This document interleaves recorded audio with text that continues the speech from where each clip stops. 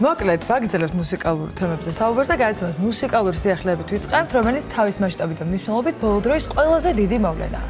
როგორც გუშინ გახდა ცნობილი, Starring Georgia 2026 წლის სეზონის ფარგლებში თბილისში დინამო არენაზე Kanye West-ის იგივე Yes Show-ს აანონსებს. 12 ივნისს არტისტი თბილისში დინამო არენაზე დედამიწის ფორმის სფერულ სცენაზე გამართული პერფორმანსით წარდგება მაყურებლის წინაშე. ხო, იმდენად შოკირებული ამბავია, რომ შენც ვეღარ დაიცამე, ხო? ბოლომდე ვერ გადმოვეცი საქმე. ძალიან დიდი ამბავია 2026 წელს მუსიკალური ორბიტის მთავარ როლში არის ფაქტობრივად საქართველო და სწორედ აი ამ თემით ვიწყებთ დღეს შუადღეს და დროა ჩვენი სტუმარი წარვადგინოთ ციცი იაშვილი Starring Georgia სტრატეგიული განვითარების საბჭოს კრეატიული ხელმძღვანელი. მოგესალმებით. ციცი რომ მოდის ჩვენთან არის რაღაცა ძალიან დიდი სიახლეები და ძალიან გვიხარია ციცი ყოველთვის შენი ნახვა. მე ყოველთვის ამაზე ნაკლები არტისტით არ მოხვიდეთ ხოლმე ჩვენთან ნაწი. შევეცდები. ესე იგი, დაახლოებით 1 თვეში უკვე თანამედროვეობის ერთ-ერთი ყველაზე შეგვიძლია ვთქვათ, რომ გავლენიანი არტისტი ჩაატარებს კონცერტს საქართველოში. როგორ ემზადება Starring Georgia აი ამ ძალიან მასშტაბური ღონისძიებისთვის ჩვენ ხშირად აღნიშნავთ, რომ Starring Georgia თავისი იმ ღონისძიებებით, რომელსაც მართავს ხოლმე საქართველოში, ყოველთვის მაღალი ხარისხით გამოირჩევა და ამ შემთხვევაშიც რა თქმა უნდა მოლოდინი არის ასეთი. სუპერსტარებიც სულ ძირითადად რა ეს. ყოველთვის კმაყოფილები არიან. პირველ რიგში დიდი მადლობა. დღეს პირველი ეთერია ამ სეზონის ღონისძიებებთან დაკავშირებულაც არის და პირველად უნდა გავაზიარო ეს ყველაფერი. მეც აღელვებული ვარ, შესაბამისად შევეცდები, რომ უფრო მეტი დეტალი მოგაწოდოთ ამ ყველაფერთან დაკავშირებით. ესე იგი, გუშინ დავაანონსეთ Starring Georgia-ს მეოთხე სეზონის მთავარი ღონისძიება. მართლაც რომ მთავარია, იმიტომ რომ აქამდე კი არაერთი ვარსკვლავი ყავს ჩამოყვანილი, მაგრამ სულ იყო რაღაც მithქმა მოთქმა, რომ ეს რატო იქში არ არის და ასე შემდეგ რა, მაგრამ ეს არის ის შემთხვევა, როდესაც საუბარია იმ არტისტზე, რომელიც ბოლო პერიოდში ერთ-ერთ ყველაზე აქტუალურ არტისტად ითვლება. რაც არ უნდა იყოს, ხო? საუბრობთ Kanye West-ზე, რომ აღარ ვილაპარაკო, რამდენი მილიონი ალბომია გაყიდული და რამდენი გრემის მფლობელია და ასე შემდეგ. ყველასათვის გასაგები რომ გავხადოთ, გავიხსენებ ლოს-ანჯელესში გამართულ 2 თვის წინანდელ შოუს, რომელმაც პირდაპირ და გადატანითი მნიშვნელობით მთელი მსოფლიო ალაპარაკა. დღესაც ალაპარაკობენ. კი, იმიტომ რომ ეს იყო გაცილებით მეტი, ვიდრე უბრალოდ კონცერტი, იმიტომ რომ ეს იყო ერთგვარი პერფორმანსი, რომელიც მართლაც რომ ძალიან დასამახსოვრებელი და სანახაობრივი იყო. ციცი, აი იქიდან გამომდინარე, რომ 2 თვის წინ აი ესეთი მასშტაბური ღონისძიება ჩატარდა ლოს-ანჯელესში და შესაბამისად მოლოდინიც ახლა არის, რომ აქ დინამო არენაზეც რაღაც ჯადოსნური სივრცე უნდა მოეწყოს.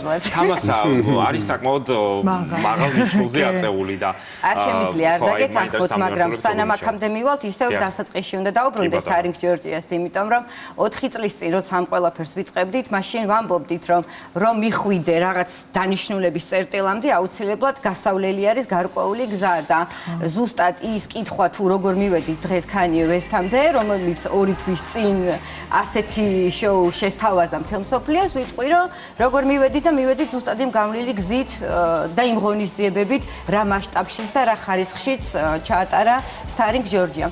აქვე ბევრი კითხვა და მithქმა მოთქმა მიდიოდა იმასთან დაკავშირებით, რომ და თურქეთშია და რატო არის საქართველოს მთავარი ორბიტის ცენტრი. ნამდვილად ასეა, იმიტომ რომ ერთია რომ ბუქავ არტისტს და ბუქვა ჩვენს სფეროში ტერმინი არის, მაგრამ მეორე არის რომ თანხმდება არტისტი და შენს გიჩნდება ამბიცია იმისა, რომ შენს ქვეყანაში შეასრულო ტექნიკურად ერთ-ერთი ურთულესი შოუ და აქაც გავმარტავ რომ კი შეგვისრულებია არაერთი ვარსკვლავი, მაგრამ 360 გრადუსის სცენა ეს ჩვენთვისაც ახალია. იმიტომ რომ აქ არის საუბარი დედამიწის ფორმის სფეროს სცენაზე, რომელსაც წარმოუდგენელი სირთულის პროექციები, ლაზერები და ასე შემდეგ რაღაც ჩავყო ტექნიკურ დეტალებს.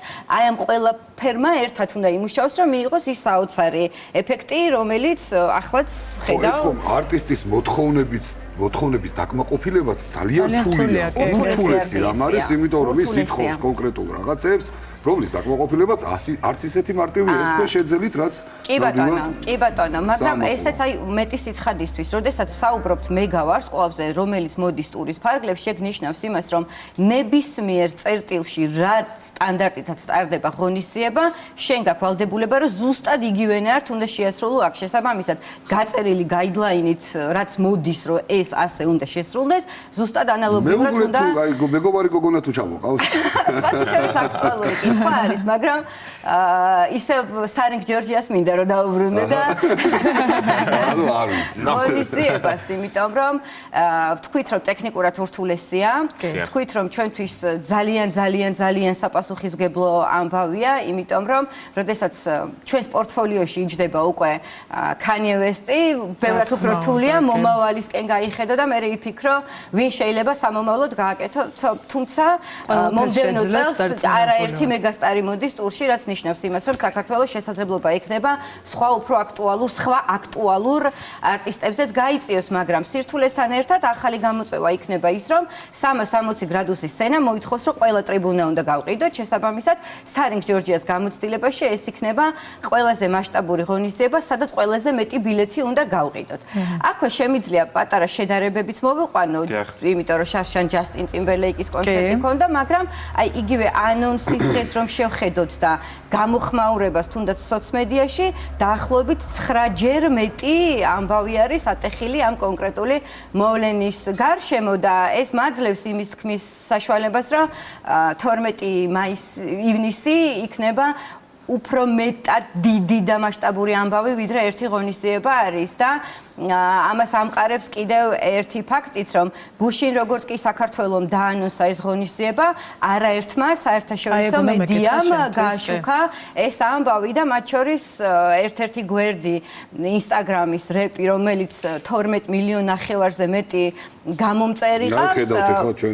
ზუსტად ეს იყო ის გვერდები და ის პლატფორმები, რომელმაც სრულიად დამოუკიდებლად გააკეთა საქართველოს ძალიან მნიშვნელოვანია ეს ჩვენი ქვეყნისთვის. თავისთავად, იმიტომ რომ ეს არის ერთი შესაძლებლობა ის, რომ განამტკიცოს საქართველოს საერთაშორისო გასართობი ინდუსტრიის რუკაზე, რომ ჩვენ მართლაც შეგვიძლია მეგავარსკვლავების სათანადოდ მასპინძლობა და დაკისრებული მოვალეობის ჯეროვნად შესრულება და მეორე არის ტურისტული პოტენციალი, იმიტომ რომ ამ დაინტერესებულ პირებს შორის არნახული ინტერესი არის საზღვარგარეთიდან. ძალიან აქტიურობს ტურისტული სააგენტოებიც, იმიტომ რომ ძალიან ბევრ ქვეყანას, სადაც არ არის ეს ღონისძიება, აქვს შესაძლებლობა, რომ საქართველოში ჩამოვიდეს და ეს, რა თქმა უნდა, დამატებითი სასიხარულო ამბავია ჩვენთვის. რა კარგია. რას უნდა ველოდოთ არტისტისგან? აი, სად ვნახოთ პლეილისტი რა სიმღერებს შემოგთავაზებთ, იმიტომ რომ დარწმუნებული ვარ, მაგაზეც ბევრი კითხვა იქნება. კი, იმიტომ რომ ყოფილა ერთი შემთხვევა ისეთი, როცა ატარებს კონცერტს და იმ ძველ სიმღერებს Kanye West არის ის არტისტი, რომელსაც ბოლო 16 წლის განმავლობაში სტადიონის შოუ არ ქონია. შესაბამისად, ესეც კიდევ ერთ-ერთი დამატებითი მიზეზი არის იმისთვის, თუ რატო არის აქტუალური.